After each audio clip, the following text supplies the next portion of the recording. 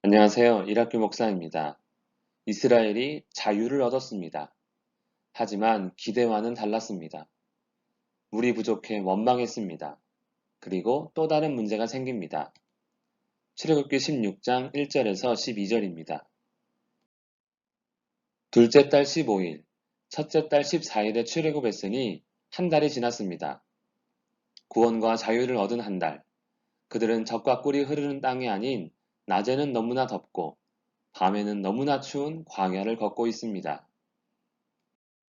고생도 지나면 추억이 되지만 아직 한 달밖에 지나지 않았는데 광야를 걷는 이스라엘은 이집트 생활을 그리워합니다. 고기 먹던 기억, 빵을 배부르게 먹던 기억입니다. 출애굽 후 한 달 동안 그들이 먹은 것은 무교병 반죽으로 구운 맛없는 빵입니다. 그것도 실컷 먹을 수 없습니다. 한 달이 지나자 양식도 바닥을 보입니다.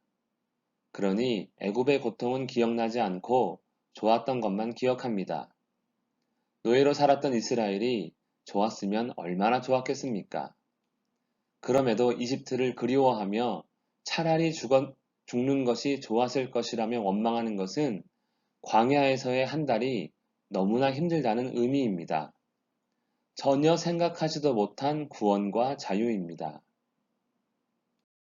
원망하는 이스라엘에게 하나님께서 말씀하십니다. 날마다 하늘에서 양식을 비같이 내리겠다. 상상할 수도 없는 방법과 능력으로 이스라엘을 구원하신 하나님, 이제는 하늘에서 양식을 내려주겠다 하십니다. 그러나 단순히 양식을 먹이시는 것이 목적이 아닙니다. 물로 그랬듯이 하나님은 양식을 통해서도 이스라엘이 환경이 아닌 하나님의 말씀에 집중하기를 원하십니다.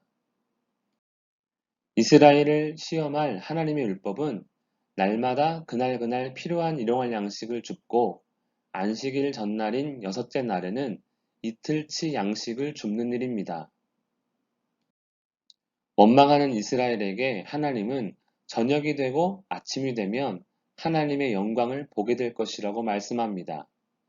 이스라엘은 모세와 아론을 원망했습니다. 그러나 그 원망은 하나님을 향한 원망이었습니다. 하나님은 저녁이 되면 고기를 주실 것입니다. 아침에는 빵으로 배부르게 하실 것입니다. 이집트 생활 때에는 상상할 수도 없는 일입니다. 어떻게 매일 저녁 고기를 먹으며 매일 아침 배부르게 빵을 먹을 수가 있었겠습니까? 쓴물을 단물로 바꾸셨듯이 하나님은 원망하는 이스라엘에게 고기와 빵을 통해 은혜를 베푸시고 영광을 나타내실 것입니다. 이스라엘을 구원하신 하나님은 이스라엘을 인도하시며 필요한 모든 것을 채우십니다. 이스라엘은 이집트를 그리워하면 안 됩니다. 이집트와 더 이상 상관이 없기 때문입니다. 그것은 하나님의 구원의 은혜를 잊은 일이며 모세와 아론이 아닌 하나님에 대한 원망일 뿐입니다. 하나님께 기대해야 합니다. 이스라엘을 택하시고 필요한 것을 채우시며 인도하실 하나님이시기 때문입니다.